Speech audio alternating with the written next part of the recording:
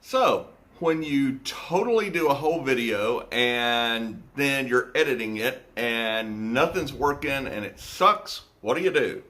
You film another one.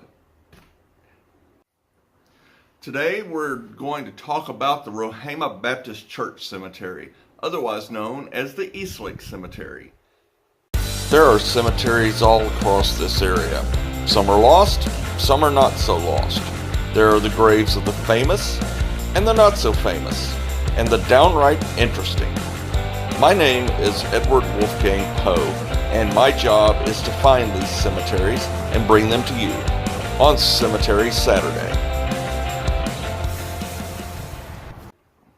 The Ruhama Baptist Church actually is the oldest Baptist church in Jefferson County. It was founded the same year the state was founded in 1819 and started out as just this little log cabin right next to where the cemetery is today. And the Ruhama Baptist Church actually grew and expanded and eventually reached about 3,000 members. The main driving force of its expansion was when Howard College moved from Marion County to Eastlake. Now, you may not recognize Howard College unless you're kind of a history person, but nowadays we call it Samford University. The Eastlake Cemetery actually does contain graves of students, professors, staff, etc. It also contains graves of the Confederate soldiers that formed at the college while it was still located in Eastlake. In 1884, Jemison Realty, which had formed the Eastlake Land Company and had basically built Eastlake, they actually donated several lots to the cemetery itself, which expanded it so that it could serve the community, and it grew to pretty much the size that it is today. It is one full city block, but instead of being a block, it is two half blocks. And there is a road that on the map runs right through the middle of it, but in reality, not so much. Since it is Cemetery Saturday, I would be remiss to not mention that the Jemison Land Company also developed Elmwood Cemetery. The cemetery contains many war graves. It has 60 Confederate soldiers, a single Union soldier. It has graves from the Spanish-American War and even 6 World War I veterans. Now, the records that I have do not really cover post-World War I because those records are kind of sketchy. They're all contained over at Samford University's Special Collections, but unfortunately I have not yet had a chance to go over there and access that and see if there is a complete cemetery record. But looking online and doing some research down at the Lynn Henley Library, I have not found anything that indicates there was too terribly much in the way of record keeping publicly after about 1950.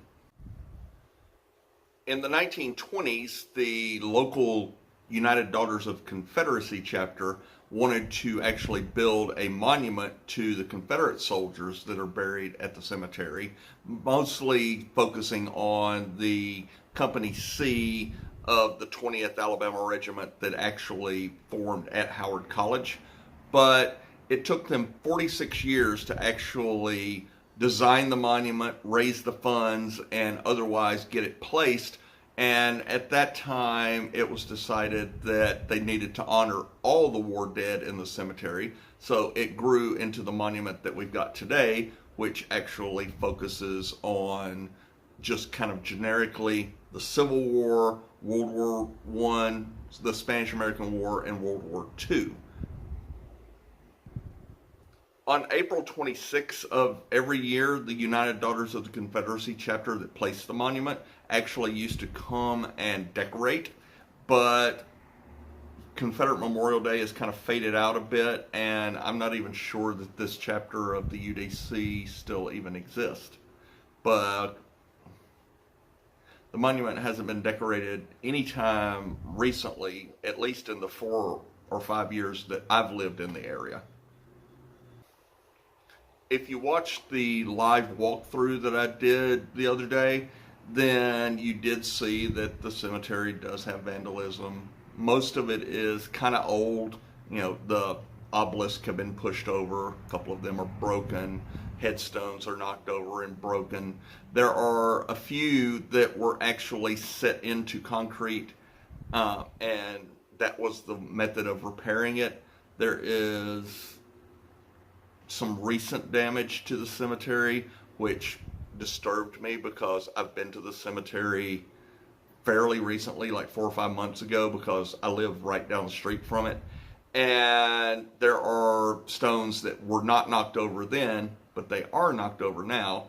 And apparently nobody has noticed, because even though it's a fairly publicly accessible and obvious cemetery, it's abandoned. Nobody goes there. And that is one of the reasons why I do these videos, is to show, look, this is here. This is our history. Please go check it out. Dear children, while passing by, behold the place your mother lies. Behold the place you now do see. Prepare for death and follow me.